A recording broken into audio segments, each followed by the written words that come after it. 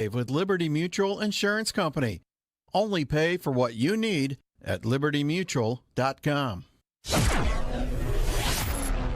It is 8:36 in our AM 560 Traffic Center. Jim Talamonte. Flight boards at O'Hare show 25 cancellations today. Midway has 19 due to weather in Chicago and around the country. Checking traffic on eastbound I-80. Watch out for a large pothole between Humboldt and Larkin. This is in the right center lane. The inbound Kennedy, traffic is tight. Augusta to the Burn Circle. It's 23 minutes. O'Hare to downtown. Outbound 21. The exit to Montrose is closed until 3 this afternoon.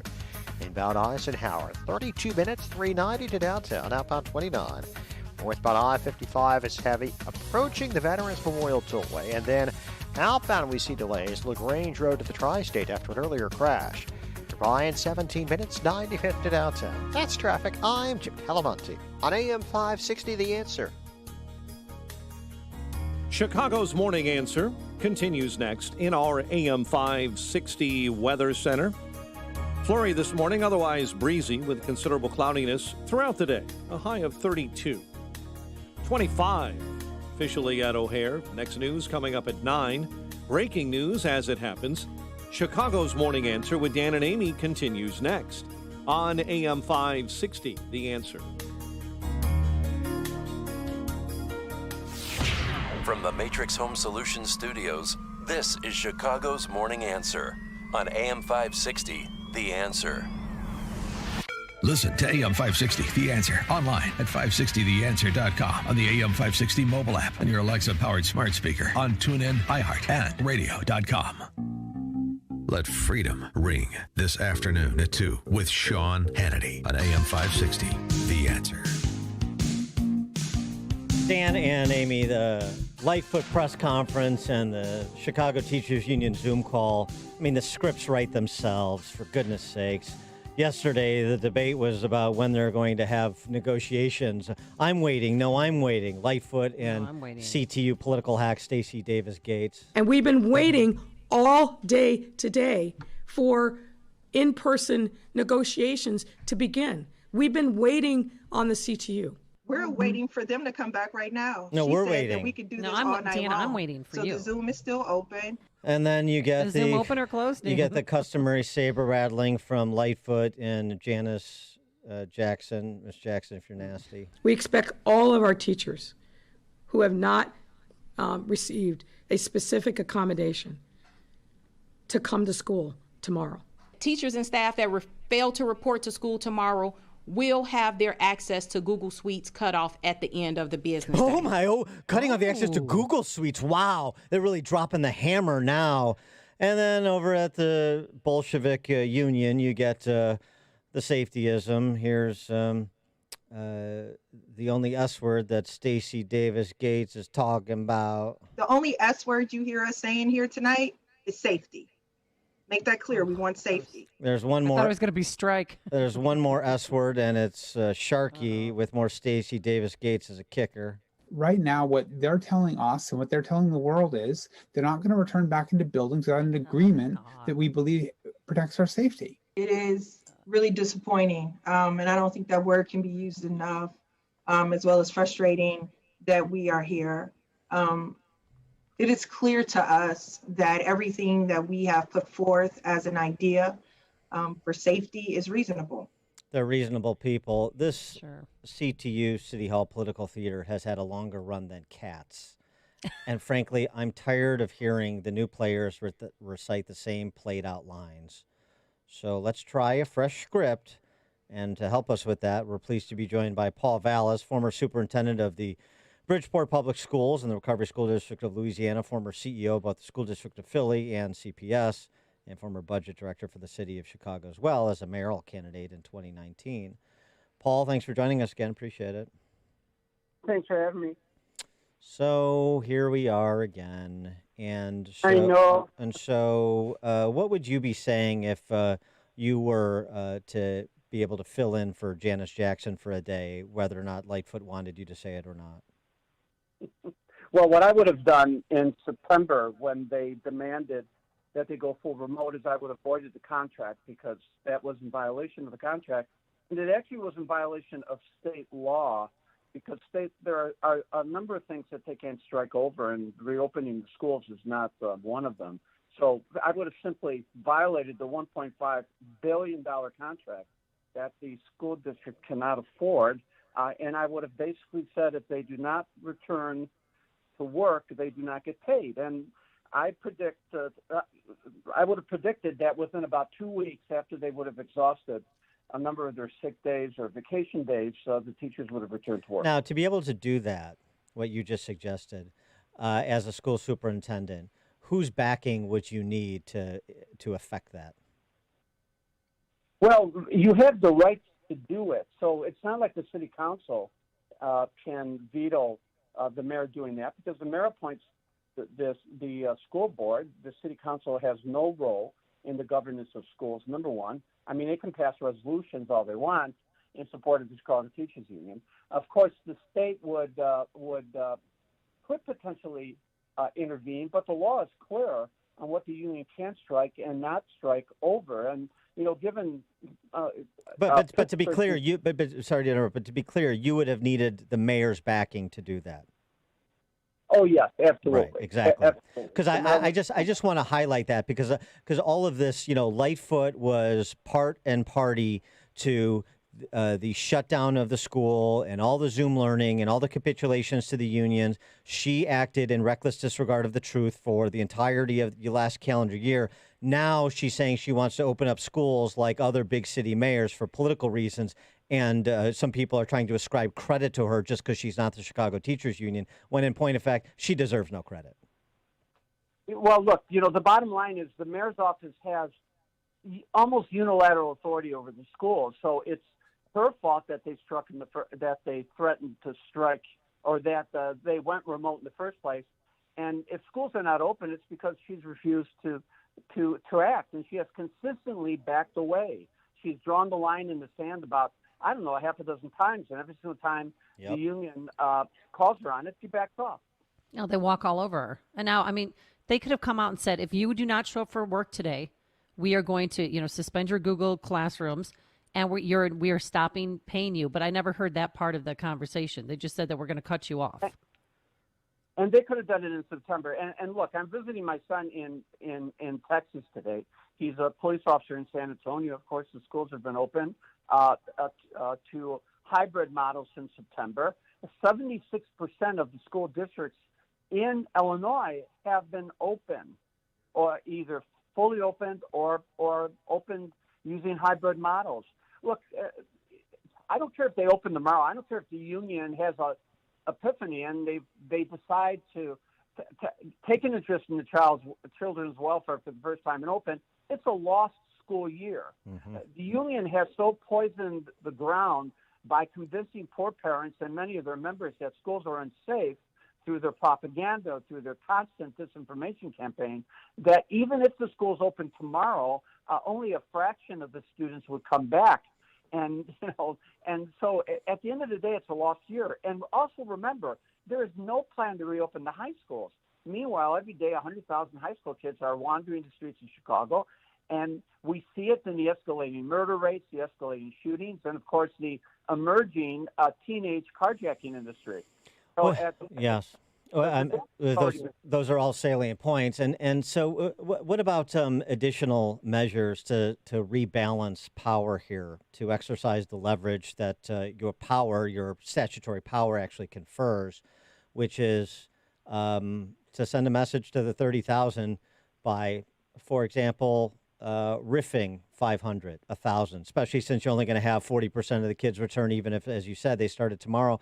Well, we need fewer teachers, so we're going to go per the contract, and 500 or 1,000 of you are gone, and we'll do more to send a message that it's more than just idle talk this time around. Well, what I would have done is to freeze all the vacancies and to begin to move to eliminate those positions, because there are positions like at the high school level, if high schools aren't going to open, and if they're not going to be offering these elective credits online, do you think they're offering the array of electives, of these meaningless electives, to the high school students remotely? No. So there are teachers that are absolutely doing nothing or doing very little. So why even keep those positions? Why not use that money and convert it into work-study programs for these kids. The city controls $24 billion in budgets from multiple agencies, and the city could have easily set up work-study, Crystal Ray style work-study. That's an idea. Kids off the street and engaged. That's a good idea. You know, there's no leadership here. There's no leadership here, Dan, and the school year, for all practical purposes, has been lost. And remember, this is a district that has lost enrollment for 17 consecutive years, and 44% less Black students enrolled in preschool programs and 30% fewer Latino students. That's going to have a catastrophic impact long term, because the population, the school population, particularly the poor children, are so in need of early childhood educational services. So permanent damage is being done, and that damage is not going to be repaired. So at the end of the day, she's just caved so many times. The union thinks that they can act with impunity because there are simply no consequences. So, but here's the deal. So if they go virtual, if they cut off access to virtual classrooms at the end of the day, like they said that they would, then the CTU says that's going to trigger a teacher strike. But that's an illegal strike, correct, according to the contract? Because we just went through this 15 months ago. You know, it is an illegal strike. And what I would have done, given the indecisiveness of the state, what I would have done is simply, first of all, cut off pay. Teachers will return to the district. I would have said, basically, there is no union contract. If teachers return to school, I will respect the provisions of the contract for individuals who have, in fact, returned to school to work. And then I would have basically waited. And I'll tell you, you know, after spending about 2 weeks of vacation days or sick days or whatever, I believe most of these teachers would have returned to work. But, you know, so much has been lost so far. I mean, as I mentioned, not to be redundant, even if schools reopen tomorrow, the high school kids, there's no schedule for the high school kids to come back. And again, the members and the parents have been so intimidated by the teachers union. There are many teachers who'd like to come back, but they're being intimidated by their other members. And there are many parents who would like their students, their children to return, but if they go on Facebook or if they try to ask questions within their schools themselves, they are shouted down, and sometimes they're called elitists, and a lot of times they're called racist. So at the end of the day, serious damage has been done, and it's truly unfortunate because here's a startling statistic that people should be fully aware of. Not only has there been an exodus of people from the city, there's been a massive middle-class exodus. Only 16% of the city today is middle income. And the exodus of Black families, particularly Black middle-class families, since 2010, 264,000 Black residents have left the city of Chicago in the last 10 years. And the overwhelming vast majority of those Black residents have, in fact, been families, middle-income families with children. So people are trying to get out of the district as desperately as possible. That's why the district blocks school choice. That's why That's why the union is opposing, has capped the expansion of charter schools, because they want to hold these children hostage. And people are voting with their feet. So, I mean, I think that's a great summary of exactly what's happening, because that's what's happening. And by the way, it should continue to happen, because your child is not there to serve the system. The system is supposed to serve your child. So empowerillinois.org, scholarships available, $13,000 per kid, $26,000 if they have unique needs. Empowerillinois.org, I'll say it again. It seems to me, Paul, with where you have the situation with the personnel on the 5th floor at City Hall, and then by extension in CPS, and the Chicago Teachers Union demonstrating to everybody yet again that they run the system for their benefit, that until and unless you get a revolt inside that union from that fraction of teachers who want to go back and who know better than the Bolsheviks at the top of it, in combination with parents in neighborhoods like Pilsen and Inglewood and South Shore, that you're not going to see anything change in the Chicago public school system, and you're going to continue losing generation after generation of kids who are relegated to that system, even though that's increasingly a smaller number. Yeah, Dan, let me make one final point. What the Chicago Teachers Union is doing is racist, and it's sexist. Remember when they called the board's action racist and sexist? when you deny poor children choice, the overwhelming vast majority who are Black and Latino, and when you confine them to failing neighborhood schools and they have no other alternatives because of their income limitations, that is education redlining. That is institutional racism. And what they're doing is they're denying children their civil rights. You know, it is a civil right to have access to public education, and that's publicly funded education. And that should be publicly funded education, whether it's parochial schools or charter schools or private schools or traditional public schools. And that right is being denied. You know, you're at a point where you cannot deal with the Chicago Teachers Union. They are the Achilles heel for the city. And the sooner the elected officials in the city council and the legislature realize that this union is doing severe damage to the future of the city, the quicker they can take the type of action.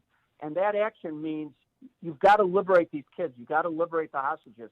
And the only way you do it is to provide them with educational choice. There's no alternative. Yeah. A woman, Paul Vallas, former CPS superintendent and superintendent over in Louisiana and Philadelphia, all over the place.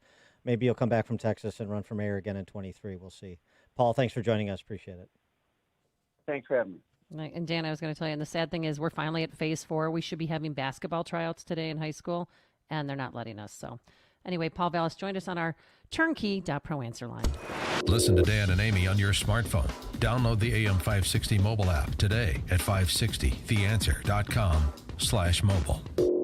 I like a bed that's really firm. I need something a little softer than that. Rest easy. With the Sleep Number 360 smart bed, you can both adjust your comfort with your Sleep Number setting. Can it really help me fall asleep faster? Yes, by gently warming your feet. Okay, but can it help keep us asleep? It senses your movements and automatically adjusts to keep you effortlessly comfortable. Sleep Number, proven quality sleep is life-changing sleep.